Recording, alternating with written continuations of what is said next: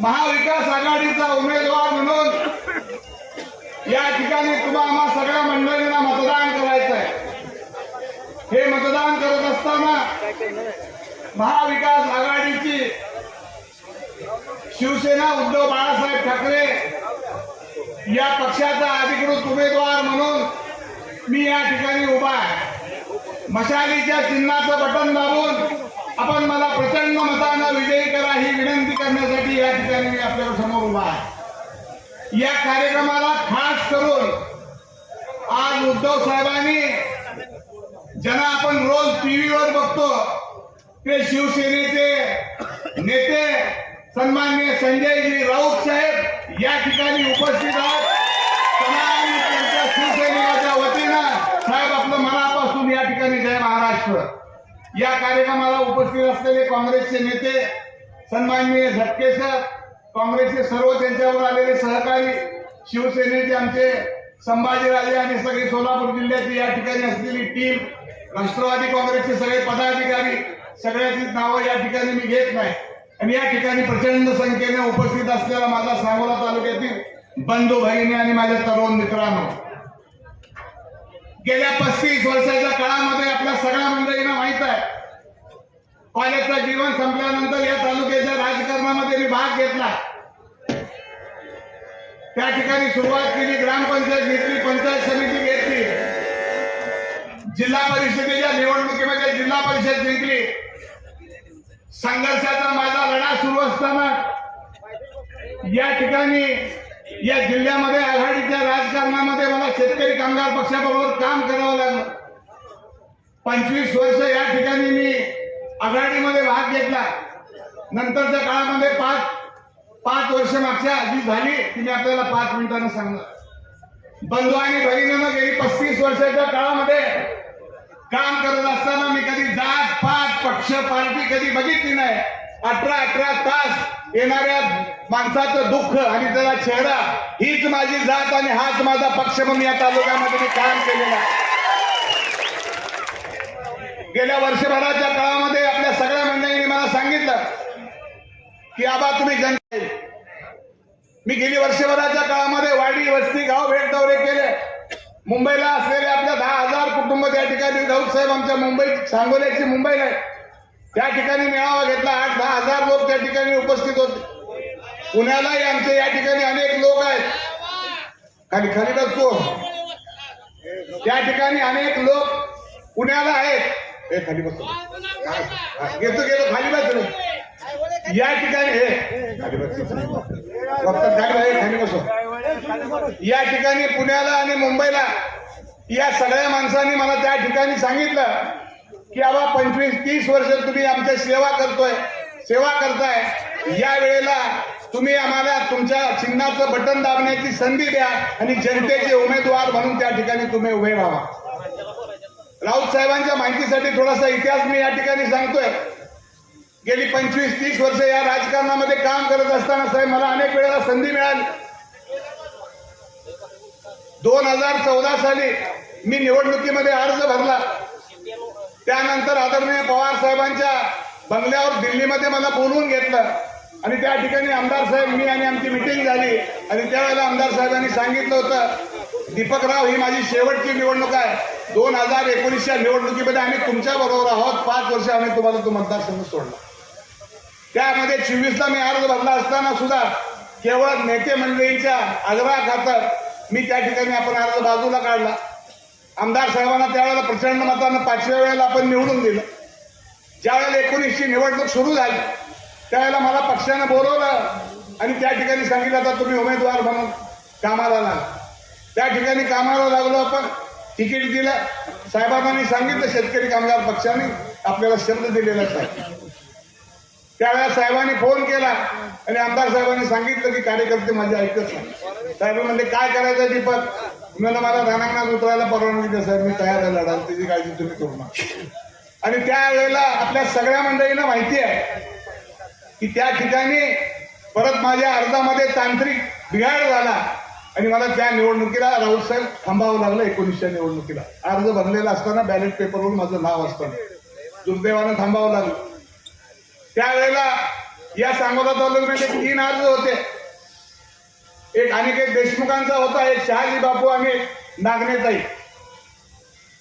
मला माझ्या आईचा फोन आला की दीपक, तू 5 वेळेला शेतकरी कामगार पक्षाला मदत केलेली आहे, यावेळेला त्यांनी आपल्याला मदतीची भूमिका बजावायला पाहिजे होती, दुर्दैवानं ती बजावली नाही. शहाजी बापूंना तू यावेळेला मदत कर, असा माझ्या आईचा शब्द त्या ठिकाणी होता.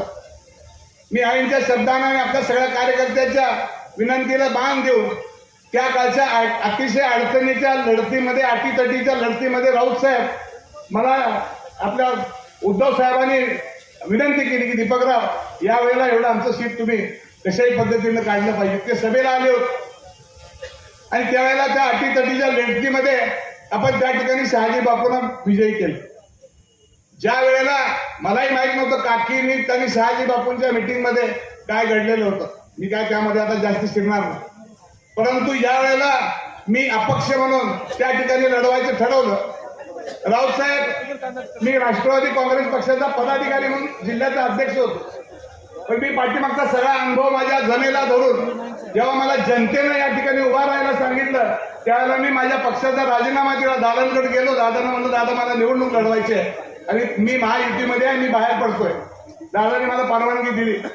मी अपक्ष निवडणूक लढवायची घोषणा केल्यानंतर मातोश्रीहून आमच्या संभाजीराजांच्याकडून राऊत साहेब आपण मला निरोप दिला आणि मी मातोश्रीवर गेलो. त्या ठिकाणी मागचा अनुभव जमेला राऊत साहेब आम्ही धरला, आपणही होता. आम्ही आपल्याला उद्धव साहेबांना सांगितलं की आम्ही तुमच्या पक्षात प्रवेश करतो, पण माझे आजपर्यंतचे अनुभव वेगळे आहेत. पण मला सांगायला या ठिकाणी अतिशय अभिमान वाटतो, राऊत साहेबांनी आणि उद्धव साहेबांनी सांगितलं, दीपकराव, तुम्ही या ठिकाणी मातोश्रीवर आलेला आहात आणि मातोश्रीवर दिलेली जी मशाल आहे, ती मशाल हा आमचा शब्द आहे. महाराष्ट्रातली इथे तुटली तरी चालेल, पण तुमच्या मशालीला आम्ही कधी हात लावणार नाही. माझ्या आयुष्यामध्ये सगळ्यात अतिशय मोलाची महत्वाची कामगिरी राऊत साहेब, आपण उद्धव साहेबांनी ही यामुळे मला इथं या ठिकाणी संधी मिळाली. आता ही संधी मिळत असताना 5 मिनिटांमध्ये मी माझे मुद्दे मांडणार आहे. ज्या वेळेला आपण निवडणुकीला सामोरं जातो त्यावेळेला मी काय केलेलं आहे आणि मी काय करणार आहे हे या ठिकाणी आपले मुद्दे मांडावे लागतात. मी 35 वर्षाच्या काळामध्ये या तालुक्याच्या जनतेची प्रामाणिकपणानं सेवा केली.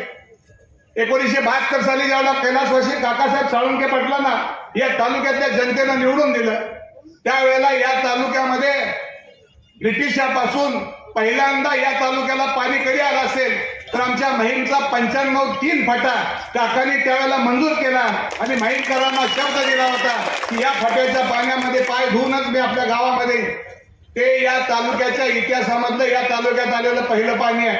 सगळे आमचे बंधू भगिनी शेतकरी कामगार पक्षाचे आमच्या बापूचे सगळे सहकारी या ठिकाणी ऐकत असतील तरी माझं भाषण आज आपण या ठिकाणी ऐकायला पाहिजे. त्यानंतर या तालुक्याला दुसरं पाणी आलं 24 वर्षानंतर, महिमच्या पाण्यानंतर 24 वर्षात कैलासवासी आमदार काकासाहेब साळुंके पाटलांच्या 27व्या पुण्यतिथीच्या निमित्तानं आपल्या म्हैसाळचं पाणी गळवेवाडीच्या बंधाऱ्यातून कोरडा नदीमध्ये आणि महान नदीमध्ये आणण्यामध्ये आपण यशस्वी झालो.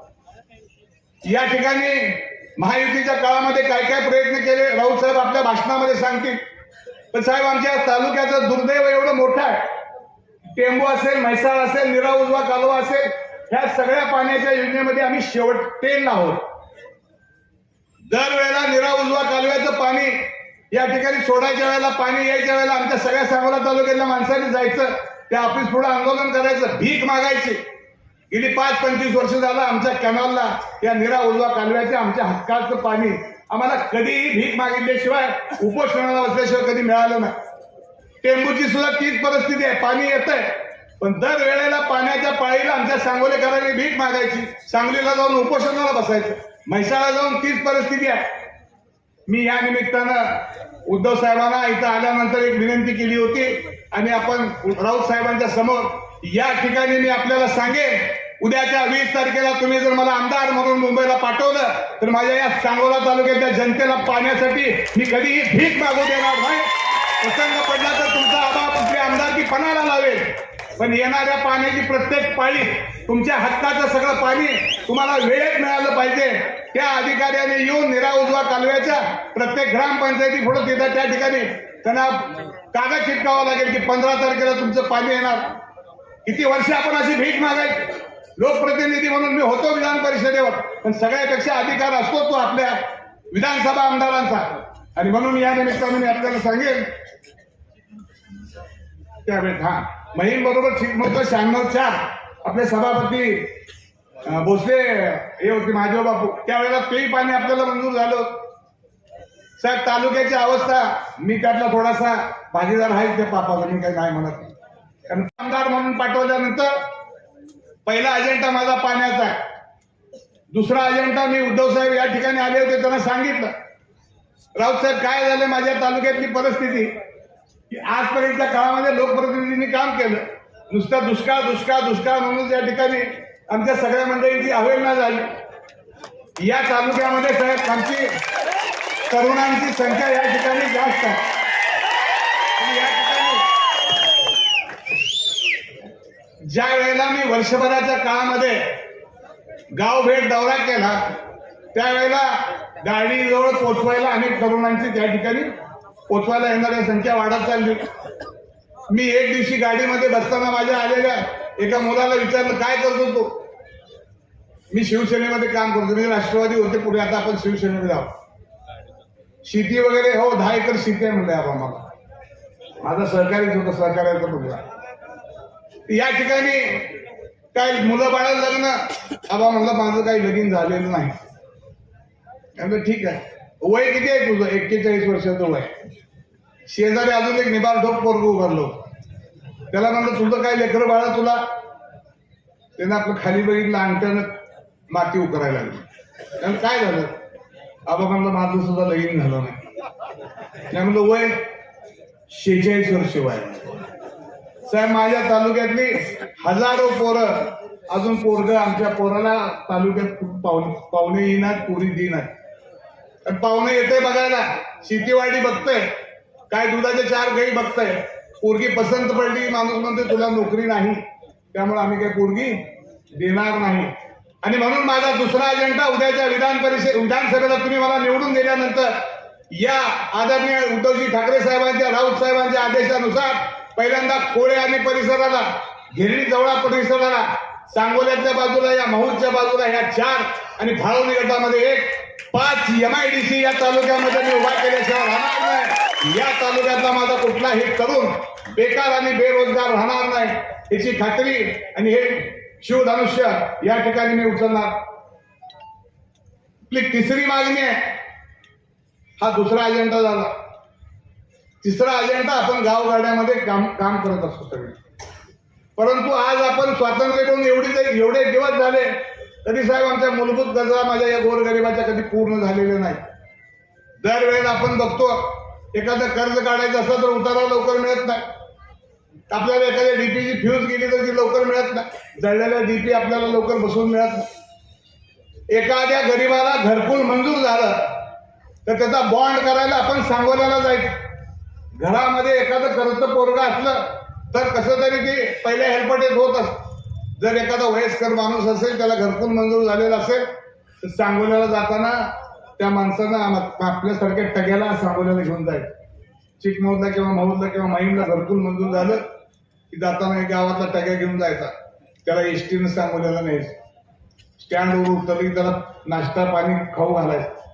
तिथनं पंचायत समितीत जायचं रिक्षानं. साहेब भेटला तर भेटला, नाही भेटला तर पुन्हा एसटी स्टँडवर भूक लागली असती त्याला पुन्हा नाश्ता खाऊ घालायचा आणि महागारी यायचं. 1,25,25 हजाराचं घरकुल पाहिजे असतं तर 4-4 वेळेला बॉन्ड करायला पंचायत समितीकडे जावं लागतं. 10-10 वर्ष आपल्या या गरीब ग्रामीण भागामध्ये गरीबाला रेशनिंग कार्ड मिळत नाही. अशी उदास अशी अवस्था झालेली आहे. बंधू आणि भगिनींनो, माझ्या मतदार बंधू भगिनींनो, मी आपल्याला एवढंच सांगेन, उद्याच्या 20 तारखेला तुम्ही मला प्रतिनिधी म्हणून मुंबईला पाठवल्यानंतर या महूद गावामध्ये, प्रत्येक गावामध्ये, महूद गावामध्ये याच पटांगणामध्ये असा प्रांत, तहसीलदार, फौजदार, MSCBचा अधिकारी, NRBCचा अधिकारी असे सगळे अधिकारी दर 4 महिन्यात एक दिवस बसवेल आणि माझी मायबाप जनता समोर बसवेल. ज्याचं काम आहे त्यांनी या ठिकाणी करून द्यायचं. माझा कुठलाही या भागातला माणूस कामासाठी म्हणून सांगोल्याला जाऊ देणार नाही. ज्याची कामं आहेत त्याच गावातली कामं झाली पाहिजेत. अशा प्रकारचा अजेंडा मी भविष्य काळामध्ये ठरवलेला. फार वेळ घेणार नाही. शेवटचा एकच सांगतो आपल्याला, बऱ्याच जणांनी कोंबडं झाकायचा आवाजाचा प्रयत्न चालू आहे. मी या तालुक्यातल्या 6 निवडणुका केलेल्या आहेत साहेब. माझी या ठिकाणची ख्याती आहे राऊत साहेब.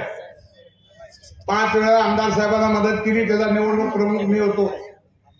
त्यानंतर आमच्या दोस्ताच्या निवडणुकीचा सुद्धा प्रमुख मीच होतो. जिकडं आबा असतो तिकडं आमच्या तालुक्याचं समीकरण, तिकडं आबा तिकडं तुला. आता बंधू आणि भगिनीनो, समोर बसलेल्या आमच्या इतर पक्षाच्या मंडळीनो, मीच आता इथं रिंगणात उभा आहे. कुठल्या वाडी वस्तीवरचं कुठलं माझा डोळं झाकून दूध पेतंय, कोण उघडं ठेवून पेतंय, हे सगळं मला चांगलं माहिती आहे. निवडणूक कशी लढवायची, कशी काढायची, जिंकायची. आणि या ठिकाणी आता एक नवीन तंत्र सुरू झालंय, दबाव. तुम्ही काळजी करू नका. या मौदातनं रोज मला 100-200 फोन येते. आबा आल्यावर आम्हाला काय रामराम घालू नका, आम्ही पेटीतनच तुमच्याकडे मागा आहे, तुम्ही काय काळजी करू नका. लय जण पक्षात आहे, आमचा पक्ष 40-50. तुम्हाला 23 तारखेला पोट फाडल्यासारखा तुमचा पक्ष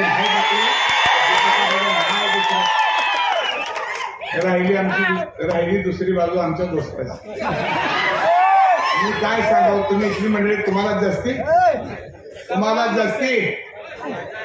आता ते निवडणूक, एक मिनिट, आमचे बाबासाहेब निवडणूक दोन गोष्टीवर लढवत आहेत. गणपतरावांचे वारसदार आहे म्हणून सांगते, आणि मी शेतकरी कामगार पक्षाचा कार्यकर्ता आहे. बाबासाहेब, तुमचं जेवढं वय आहे तेवढी वर्ष मी गणपतरावच्या बरोबर काम केलेलं आहे, तेवढी वर्ष.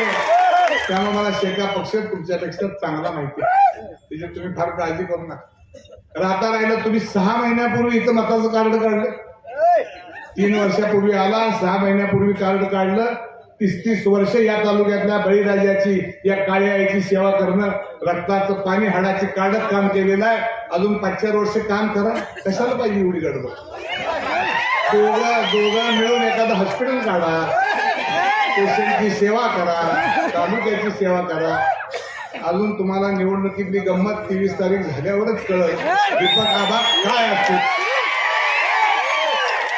ते. एक भांडवल, आणि आता आमच्या दोस्ताचं काय भांडवल आहे मी काय सांगत नाही, तुम्हीच सांगा.